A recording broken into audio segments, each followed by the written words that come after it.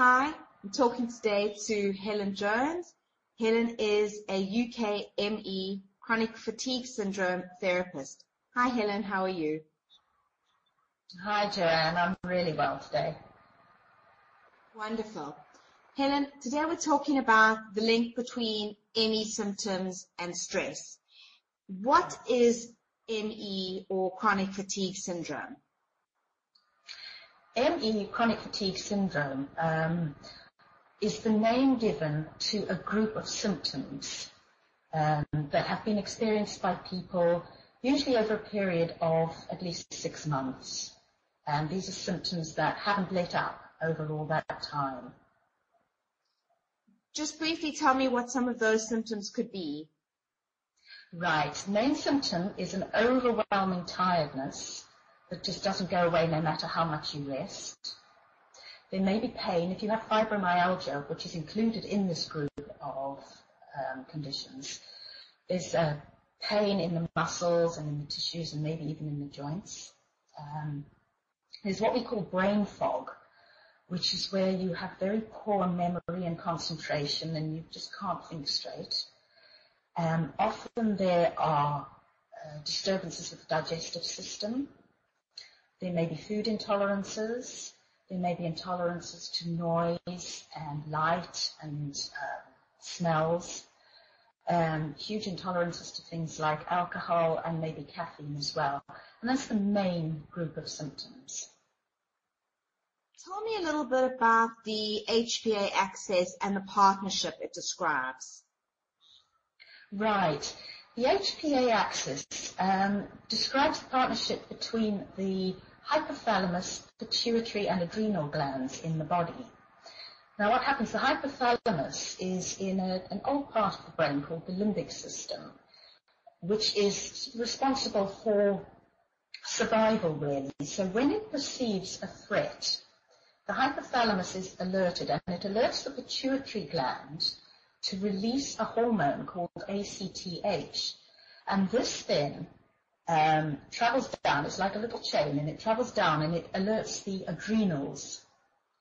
So the body goes into this state where it says, oh, there's danger here. So the adrenals are alerted and start to secrete adrenaline and cortisol, and that puts the body in this state of fight or flight. And that's the HPA axis, basically.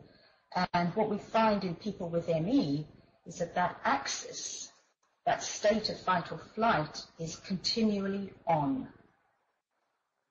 So that's the link there with the HPA axis and ME.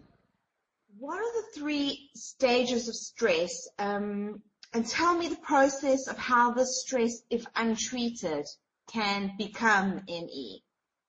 Okay, so the 3 stages of stress were actually laid out by an endocrinologist called Hans Selye, and he identified the first stage as being the stage of fight or flight, basically, the alarm stage.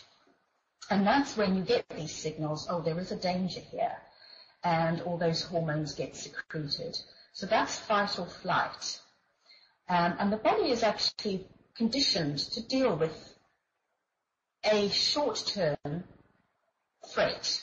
So something like you're stepping off the curb, and just as you're about to do that, you notice a bus is coming.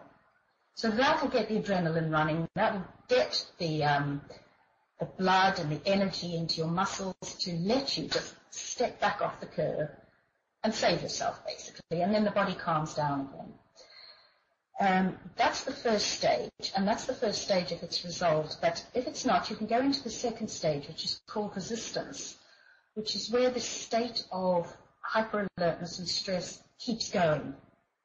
There isn't a resolution. And if that continues over a period of time, and it can continue for months or even years, the body just can't take anymore, and it just goes into the third stage, which is exhaustion. And is it at this stage, exhaustion, where the ME would set in? Yes, if this has gone on for a long, long time, this is where people find that now they're not recovering from this virus or whatever it is that they had, or they just feel perpetually exhausted and they don't know why. And nothing seems to help them either. they just can't get relief from that perpetual exhaustion. What would be the first step to healing? The first step to healing is to, once you understand what's going on, so I would say the first step is to go and talk to somebody about it, see a GP, see a nutritionist, or see somebody who specializes in ME. But the first stage to healing itself is to put yourself in a state where your body is not stressed, where your body can start to heal. So you might need to change your environment slightly, in that you might need to tell people that they need to behave a bit differently around them, or that you need to behave a bit differently in that you can't do as much as you used to be doing.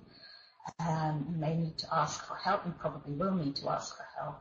And you'll need to make yourself as comfortable as possible.